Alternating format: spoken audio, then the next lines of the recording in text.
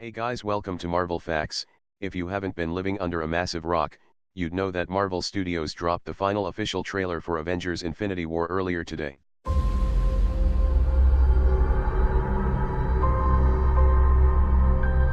The entire time I knew him, he only ever had one goal.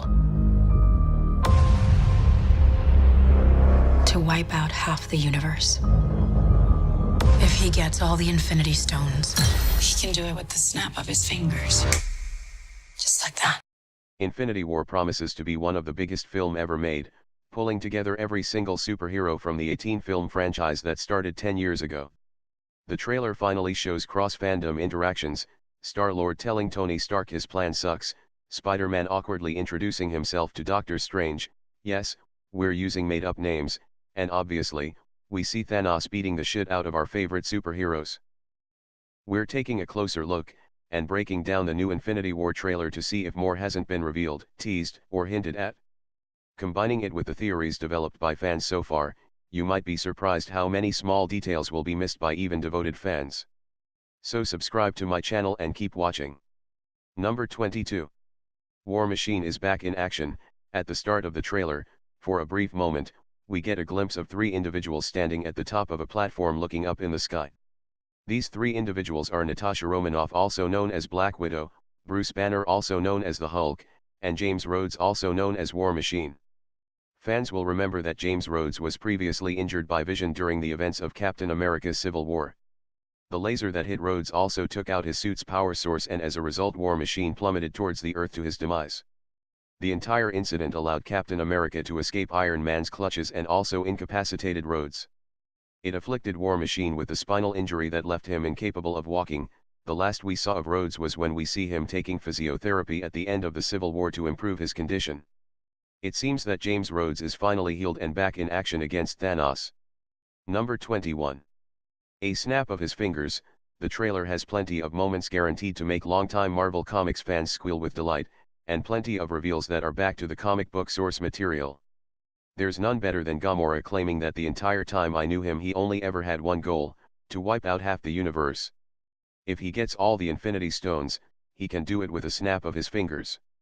In the comic book version of Infinity War, Thanos did exactly that after gaining possession of all the stones in his Infinity Gauntlet. The comic stopped short of suggesting that particular move was his ultimate goal, but then, the Infinity War movie is changing Thanos' origins. Even if we now know that Infinity War won't follow the comics all that much, it's nice to see such a direct reference from the comics. Number 20. The Gateway to Earth. Fans have been curious about the ring-like structures appearing in the trailer for far too long. It now seems that the first two stones to be acquired will be the Power Stone, obtained by raising Xandar, and Space Stone, offered by Loki. But Thanos still needs a way to transport his massive troops from the skies of Xandar to Earth. The machine is a way to do that. The theory is that after obtaining the Space Stone, Thanos will use its power to create a portal between Xandar and Earth, and the Avengers will try to destroy this portal before an enraged Thanos can step through, giving the heroes on Earth some time to prepare for the Mad Titan's arrival. Number 19. Thanos only has the Power Stone so far. One of the most pleasant surprises to be delivered in the new Infinity War trailer is the reveal of Thanos' new, golden armor, which was last seen in Avengers Age of Ultron. He's appeared with armor and even a helmet in his Guardians of the Galaxy role, but Marvel made it known beforehand that he would sport a new look for Avengers 3. It doesn't disappoint, but fans shouldn't get distracted from what else the scene reveals. A quick look shows that Thanos is wearing the Infinity Gauntlet while removing his helmet, which only contains the purple Power Stone. Knowing that Thanos gets the blue Space Stone from Loki, and seeing the fires raging from torn metal in the background, a sequence of events can be deduced. The filmmakers have confirmed that Thanos loses armor as he collects Infinity Stones, but he can still be seen in his golden armor when putting the squeeze on Thor's head. Our guess? This scene is the arrival of Thanos on Thor and Loki's ship at the end of Ragnarok. His first showdown with Thor goes his way, he accepts the Infinity Stone, and the armor is soon no longer needed.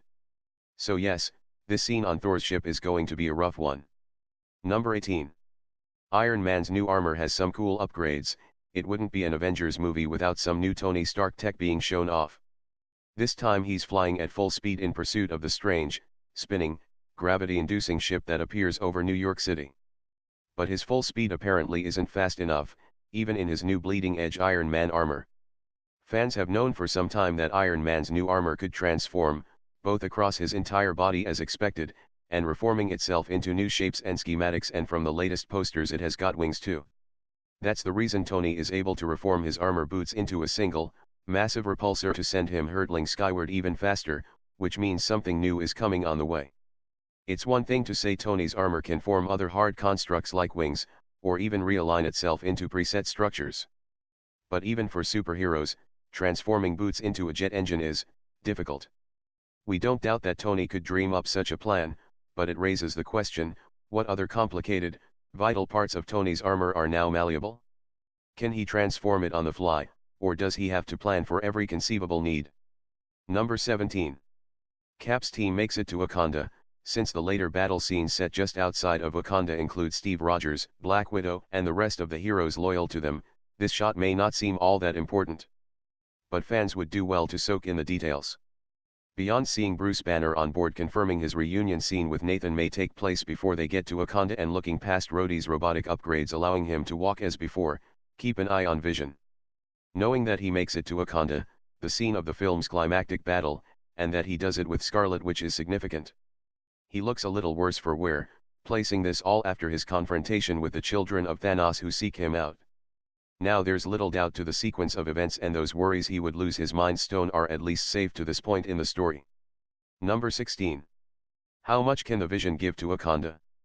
These shots of Shuri aren't going to be enough for fans of the Black Panther's new extended family and support team, as the runaway star of the movie is now on every matchmaker's list for a superhero gadget team-up. But before that can happen, there's serious business to be taken care of. Shuri has another broken white boy to take care of, well, a broken magenta boy, who turns out to be a living being woven from the vibranium informing all of her technology. That discovery explains her stunned expression on its own, but it begs the question, what effect will the Vision have on Wakanda, Shuri, and what she believes vibranium can make possible? Those questions may not be answered in this film, since the heroes have bigger problems to worry about. But we would be shocked if Shuri's encounter didn't lead to some incredible new tech in the Black Panther's next MCU appearance. Number 15. The Guardians return to nowhere. There are too many shots of dark, metallic, ship-like interiors to make sense of at first look, but it's worth slowing down and trying to catch what they are. When you do, you notice that the crew of the Milano-Groot and Rocket Raccoon are actually stopping in on nowhere, as deduced by the presence of the familiar mining ships from the first movie. So why are they here? Thanks to previous leaks, we know that the Guardians will witness a scene between Thanos and the Collector, with the former demanding to know where the Reality Stone, also known as the Ether, has ended up. Since Thor would know Lady Sif and Volstagg delivered the Ether to the Collector for safekeeping.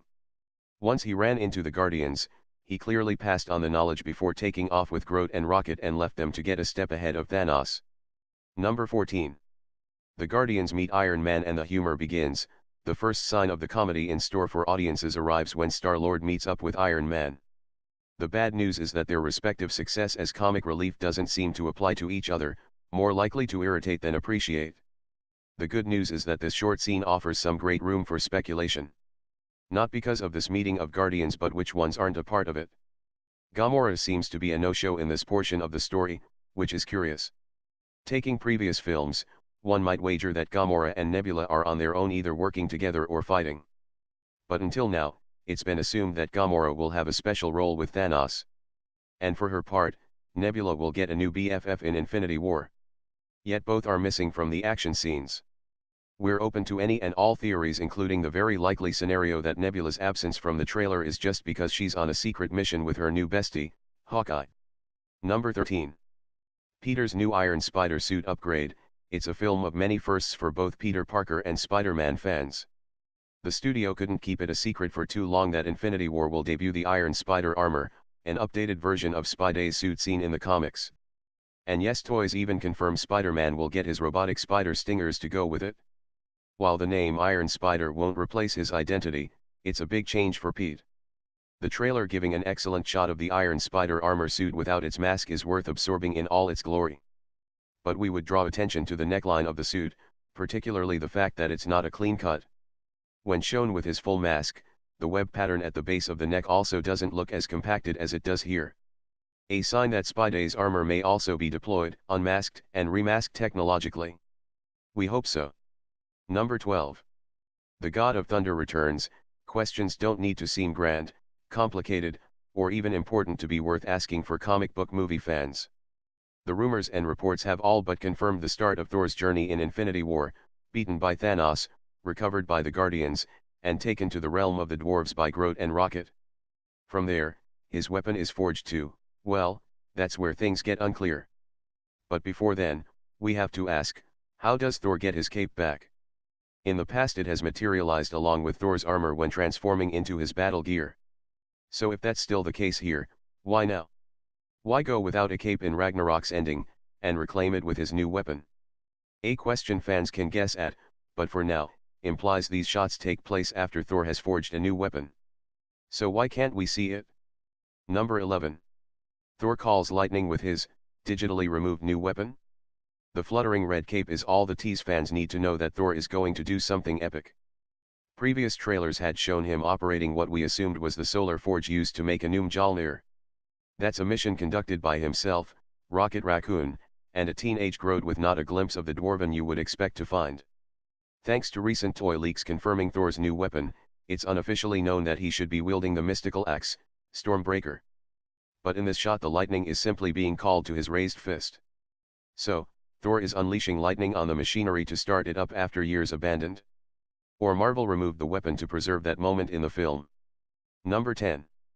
Thanos adopts Gamora as his daughter. When she was introduced as a daughter of Thanos in Guardians of the Galaxy, moviegoers who didn't know the comics might have assumed Gamora really was a villain. Over time, the truth came out, she was the daughter of Thanos simply because he had wiped out her entire planet as part of his conquests, and kept her as a deadly assassin. It implied Thanos was twisted as much as he was eager to take advantage of a powerful soldier. This flashback shows Gamora was only a child when he took her, which means it probably was as some twisted mockery of the people he wiped out. The glimpses of similarly green-skinned aliens being held at bay by Thanos' guards show Gamora was probably wise to clutch the hand of Thanos and try her luck. Judging by the looks of those soldiers resembling the same Chitauri Thanos gave to Loki in the Avengers, Gamora may have gotten out of the situation at almost the last second. Number 9. Thor gets his head handed over to Thanos and screams in pain, the moment we alluded to previously in our list, and the one that fans of Ragnarok have dreaded since the mid-credits scene. Just when Thor seemed to be charting a new course as King of Asgard, in search of a home for his people, Thanos strikes. His people are attacked and slaughtered, and Thanos brings the might Thor to his knees. In Thor's defense, Thanos has the Power Stone already, which shifts the odds in his favor. The other theories suggest Thanos harms Thor to get the Space Stone from Loki, and is then left for dead to be collected like garbage by the Guardians. But seeing Thor succumb to Thanos' grip will also be an interesting detail when we arrive at Captain America's handshake with the villain. Number 8. Loki captured by the Black Order. Things aren't looking good for Loki no matter how you cut it. The final moments of Thor, Ragnarok were a bad enough sign on their own as Thanos' ship arrived. But when Marvel confirmed that was Thanos' ship in Ragnarok's post-credits scene, it was safe to assume that the Asgardians were in for some trouble. These shots do more than just confirm our suspicion that the passengers of Thor's ship would be killed. They show that Loki may get it worse than anybody. We don't want to dig too deeply into where the scene may or may not go, but it's obvious fans of the Asgardians should cross their fingers starting right about now. Number 7. Thanos crushes the Tesseract for the Space Stone inside. Fans should first take note of the fact that Thanos is wearing the gauntlet when fighting Thor, and not wearing it or his armor when seen here. Assuming the simplest explanation, Thanos gets what he came for with Thor and Loki, the Tesseract, otherwise known as the Cosmic Cube. But after having learned the true nature of the Infinity Stones in the prequel comic, it makes sense for Thanos to crush the Tesseract with his bare hand. It seems like a small distinction, but it's not. The Tesseract is not the Space Stone, but a container to hold the Space Stone. That means the powers of the Tesseract were just a taste of the Infinity Stone's true potential. And if anyone doubted the superior physiology of Thanos, he's capable of holding the stones in his bare hand, where even the child of a celestial needed friends. Number 6. Scarlet Witch's shot holds a secret. Unfortunately, Scarlet Witch is only seen a handful of times in the new trailer, typically looking at something off-screen with serious concern. One of those times seems to be set with Vision in the jungles of Wakanda, but the other is here, at night, against what looks to be paving stones of a major city. But take a look at the lower right corner of the frame. It's certainly the most curious blink and you miss it detail in the trailer, since it looks to be a gloved hand clutching a staff. Comparing it to the Children of Thanos villains, it appears to be the glove of Proxima Midnight, and the blue glow coming from the staff's end is also a match for her signature weapon. So what's going on here? The position of the glove shows the palm facing skyward, as if the staff has been swung two-handed towards Scarlet Witch's midsection. Then we get this shot of the hands frozen, shaking, and Wanda looking up in surprise. Some life-saving backup, perhaps? Or has she stopped the blow with her own magic, and is only now surveying the coming attack? Number 5. Doctor Strange tortured by Ebony Maw. It will take viewers a few seconds to realize that the strange spikes surrounding Doctor Strange in this shot are having a more than physical effect, as seen the energy on display where the spikes meet his flesh. The next shot reveals that it's Ebony Maw behind it all, apparently torturing the good doctor using some unknown method. But comic readers may know the scene being alluded to here. The Infinity War comic that originally put the Infinity Gauntlet on Thanos' hand may be the best known of such stories, but it's not the only one. There is also Jonathan Hickman's more recent comic run, where it seems the Children of Thanos henchmen are being drawn from. And wouldn't you know it, that version includes Ebony Maw messing with Doctor Strange's mind to get information, too. Assuming these aren't creative cuts intended to mislead, of course. Number 4. The Hulk gets overrun in Tony's armor. The first appearance of the now infamous Hulkbuster armor didn't seem to be all that mysterious. A big battle is coming, potentially against Thanos. Why wouldn't Tony want to go with the heavy-duty option? But as the footage and details shows Tony on another world facing his own fight, people began to wonder if the answer was another Avenger specifically avoiding the heavy-duty option, Dr. Bruce Banner. Soon a set of tie-in toys confirmed that it's Banner in the Hulkbuster armor, not Iron Man. It makes sense, since Banner warned that going Hulk one more time could mean he's gone forever. But factor in the waves of incoming alien soldiers, the swarm that overwhelms the Hulkbuster and presses it to the ground, and the epic shot of Hulk alongside Earth's heroes, and Bruce may not have a choice. Here's hoping it's not the last decision he gets to make on his own. Number 3. Tony loses his armor in battle. It looks like Tony's brand new Iron Man armor can still get broken in battle with an overpowered alien brawler despite a fancy upgrade that allows it to deploy across his entire body, a cool trick though if Black Panther hadn't done it first. That's bad news for Tony, since it's hard to imagine Star-Lord or Drax succeeding in their attack on Thanos while Tony fails. But these new effects do help answer one nagging question. The first shots of Tony rattled and crying on the strange alien world promised some heartbreak fans weren't going to expect. But Tony sitting in such an alien landscape in his street clothes made it all seem a bit less real. Was it an illusion? A fear made real, like he suffered in Civil War? The broken honeycomb pattern of his suit now visible confirms this is post-Thanos fight. At least now fans know they definitely will be upset and can plan accordingly, right? Number 2. How strong can Steve Rogers actually be? It's not quite the final standoff between Thanos and Steve Rogers from the original comic book event, but Cap and Thanos holding hands is still as close to a comic book dream come true as some fans may get for now. But if we're honest, we're as confused as the Mad Titan. How is Steve able to overpower a behemoth like Thanos with the added power of 2 Infinity Stones? Is that just the result of his super soldier serum or some other boost? Hey, wait, only 2 Infinity Stones. The odds of a wild card or hero twist just multiplied. Who's got the best theory to explain Steve's Thanos-level strength? Adrenaline? Performance-enhancing substances? Gatorade? Add your own theory in the comments. Number 1. Spider-Man swings through a shattered moon. It's one thing to obliterate a planet's moon using only your hand, and send it hurtling towards your opponents like a cosmic cannon barrage. But using your heightened reflexes, agility, and web-swinging abilities to apparently dodge them on their way down? That is some next-level hot-dogging, and we are completely fine with Peter Parker doing it. Is it safe? Of course not. Is it necessary? We'll have to wait and see. Since Pete's on the planet with Iron Man, Star-Lord, and Doctor Strange, all of whom have a means of flying away to safety, the real question is, who's helping Drax hide from the debris?